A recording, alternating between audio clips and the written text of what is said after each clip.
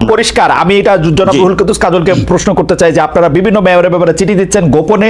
জনাব নাসিরউদ্দিন পাটোয়ারি যেটি এটি যেমন বলছেন, আমাদের কাছে এটি খবর আছে, এবং অলরেডি ডক্টর শাহাদাত আমাদের মানে আমাদেরও খুব প্রিয় ভাজন মানুষ, তিনি তাকে আসলে মেয়র পদে তিনি এখন আসীন আছেন। মানে যেটি আপনারা করবেন সেটি হচ্ছে ভালো, জনাব নাসিরউদ্দিন পাটোয়ারিরা যেটি করার উদ্যোগ নেবেন সেটি হয়ে যাবে খারাপ। এইটা কি সাংঘাতিক ডাবল স্ট্যান্ডার্ড না কাজল ভাই?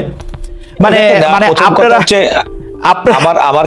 আমার কাছে প্রথম কথা হচ্ছে আমার সমালোচক নাসিরের বেশ কয়েকটা বিষয় কিন্তু কমন, যেগুলো আমরা প্রত্যেকে প্রত্যাশা করি বাংলাদেশ কিভাবে চলবে আগামী দিনে। জি, আবার কিছু কিছু অভিযোগের ক্ষেত্রে এটাও যেমন সত্য, উনি যখন বিএনপির দিকে অঙ্গুলি নির্দেশন করে যখন বলবেন বিএনপি এই কাজ করবে, আবার যদি তিনি মনে করেন যে যারা আওয়ামী লীগের না সরাসরি খুনের সঙ্গে তাদেরকে নিয়ে আমার নতুন দল গঠন প্রক্রিয়ার সঙ্গে তাদেরকে সম্পৃক্ত করবেন, এটা আমার মনে হয় এক ধরনের দ্বিচারিতা। আমি প্রত্যাশা করব আগামী দিনে নেতা হিসেবে নাসির সাহেব এ থেকে আমি দূরে থাকবেন, কারণ নতুন প্রজন্মের নেতৃত্ব দেওয়ার জন্য তাদের অনেকগুলো একটা আমি বলতে ভুলে গেছিলাম। কাজল ভাই, বিএনপি যখন হরে ধরে সবসময় বলে যে শেখ হাসিনার সময় যারাই নির্বাচন করতেছে তারাই খারাপ, আপনারা তো শেখ হাসিনার পার্লামেন্টে গিয়ে বসছেন, এমনকি সংরক্ষিত ওইটাও নিয়েছেন। আমরা যখন বিরোধিতা করতেছিলাম এটা কি ইলেকশন হইলো, আপনারা তখন 6 জনকে পার্লামেন্টে বসছেন। না দেখুন, এটা হচ্ছে তো একটা রাজনৈতিক দল, একটা কথা খেয়াল করতে হবে খালেদ সাহেব, যে দেখুন একটা রাজনৈতিক দলের যে কৌশল, রাজনীতির কৌশল, সেই কৌশলটা কিন্তু আপনি একটা কথায় মোটা দাগে কিন্তু তার বিশ্লেষণ করলে হবে না। কারণ পার্লামেন্টে যে সময় বিএনপি সেই পার্লামেন্টে গেছে সেটা একটা রাজনৈতিক সিদ্ধান্ত ছিল।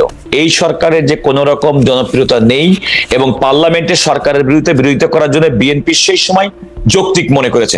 বিএনপি যে সময় মনে করেছে, বিএনপি তো একসময় স্থানীয় সরকার নির্বাচনও করেছে, সিটি কর্পোরেশন নির্বাচনও করেছে, কিন্তু পরবর্তীতে যখন এই সরকার বিগত হাসিনা সরকারের নির্বাচন এবং তাদের যখন বিন্দুমাত্র তাদের উপর আস্থা রাখতে পারেনি, তখন সমস্ত ধরনের নির্বাচন থেকে নিজেদেরকে গুটিয়ে নিয়েছে। আপনার কি মনে নেই 2018 সালে শেখ হাসিনার কথার উপর ভিত্তি করে ডক্টর কামালের নেতৃত্বে সমস্ত রাজনৈতিক দল অংশগ্রহণ করেছে? সেগুলো হচ্ছে সরকার, এবং ইলেকশন খারাপ হয়েছে, আমরা বলেছি ইলেকশন খারাপ হয়েছে, তারপর বিএনপি গিয়ে পার্লামেন্টে গিয়ে বসে পড়ছে। আমি আপনাকে বলছি এগুলো হচ্ছে একটা দলের অভ্যন্তরীণ রাজনৈতিক কৌশল। এই কৌশলের আমাদের জনগণের তো জানার অধিকার আছে কাজল ভাই, এই কৌশলটা আসলে কিসের লক্ষণ, তাই না? আমি সরি টু সে খালেদ সাহেব, সবসময় আমরা জনগণকে সবসময় নিজেদের মতো করে নিয়ে সবসময় ব্যাখ্যা করি। আপনি যখন বলছেন তখন জনগণের দোহাই দিবেন, আমি যখন বিএনপির কথা বলবো জনগণের দোহাই দিব, নাসিরউদ্দিন পাটোয়ারি যখন বলবো তখন জনগণের ম্যান্ডেট কার দিকে সেটার নির্ধারণের একমাত্র পদ্ধতি হচ্ছে নির্বাচনের ব্যবস্থা।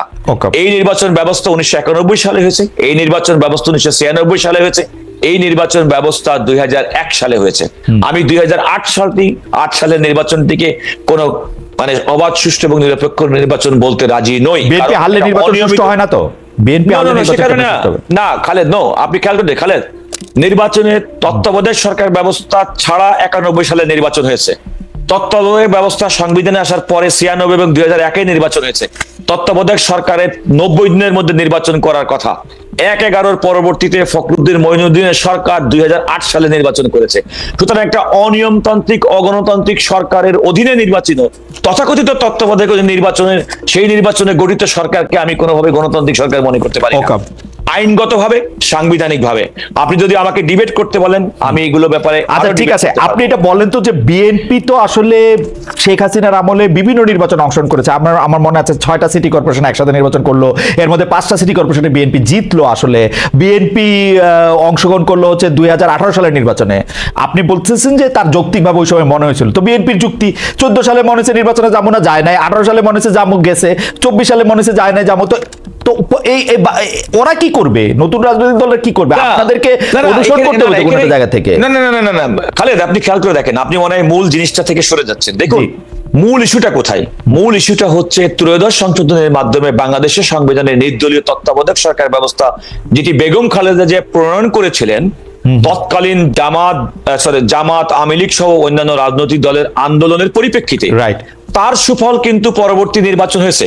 সুতরাং জনগণের ভোটাধিকার নির্ভয়ে জনগণের ভোট দেওয়ার যে বন্দোবস্ত সাংবিধানিক ভাবে আমাদের সংবিধানে ছিল, যেটি শেখ হাসিনা সরকার তার ক্ষমতাকে কুক্ষিগত করার জন্য পঞ্চদশ সংশোধনের মাধ্যমে এবং তার পূর্বে খায়রুল হকের রায়ের মাধ্যমে ত্রয়োদশ সংশোধনী নির্দলীয় তত্ত্বাবধায়ক ব্যবস্থা সংবিধান থেকে বিলুপ্ত করেছে, তারপর থেকে তো মূল সমস্যা শুরু হয়েছে। না, আপনি আরেকটু আগে থেকে ধরেন, মূল সমস্যা আরেকটু আগে থেকে বিএনপি তার প্রেসিডেন্টকে প্রধান উপদেষ্টা দায়িত্ব নিতে বাধ্য করছিল বা নেওয়া হয়েছিল। বিএনপি তত্ত্বাবধায়ক সরকার ব্যবস্থা ধ্বংস করছিল 2006-7 সালে, ওই তাদের চাওয়া প্রধান বিচারপতিকে সর্বশেষ অবসমাপ্ত প্রধান বিচারপতি বানায়।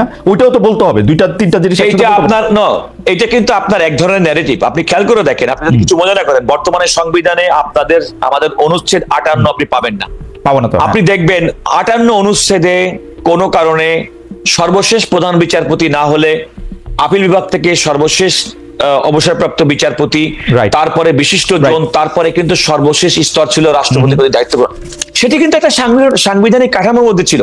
আমি কথা বলছি না যে তৎকালীন সময়ের সিদ্ধান্তটা সঠিক কিংবা বেঠিক ছিল, কিন্তু মূলত কিন্তু তৎকালীন রাষ্ট্রপতির দায়িত্ব গ্রহণটা সেটিও কিন্তু আমাদের একটা সাংবিধানিক প্রক্রিয়া। আচ্ছা, আপনি বলেন তো, বিএনপির বিরুদ্ধে অভিযোগ করা হয় বিচারপতিদের বয়স বাড়ানোর কারণে, একজনকে সুবিধা দেওয়ার জন্য।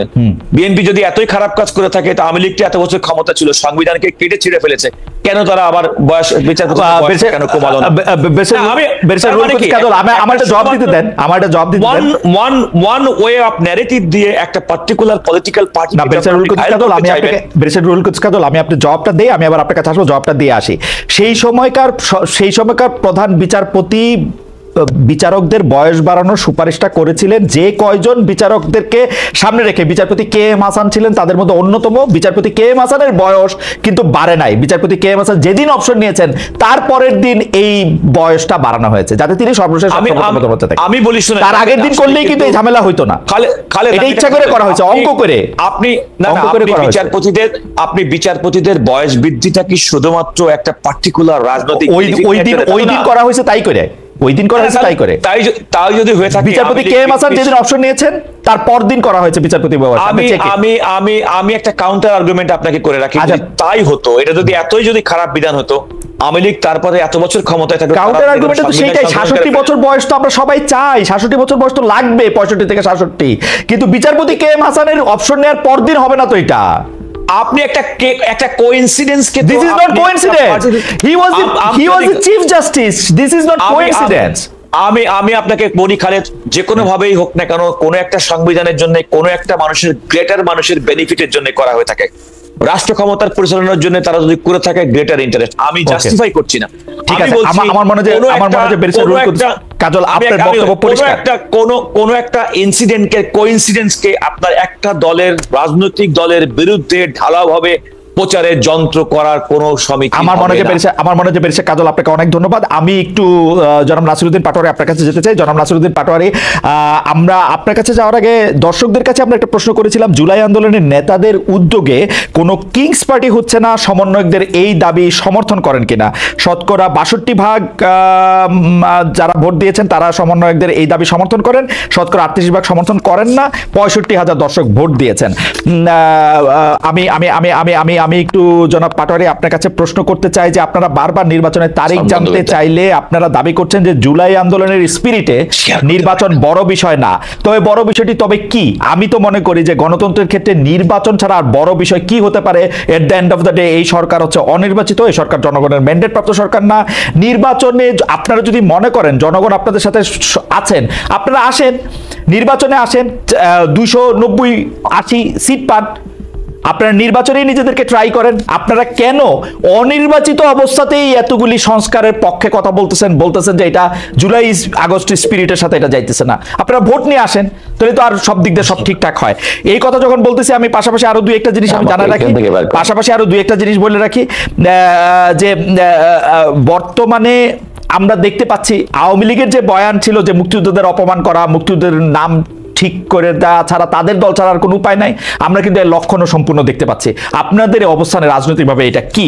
আপনি যে পার্টি করতেন, এবি পার্টি, সেই এবি পার্টির একজন যুগ্ম সদস্য হচ্ছে ব্যারিস্টার আসাদুজ্জামান ফুয়াদ, এক বক্তব্যে বলেছেন 16 ডিসেম্বরকে তিনি বিজয় দিবস মানেন না।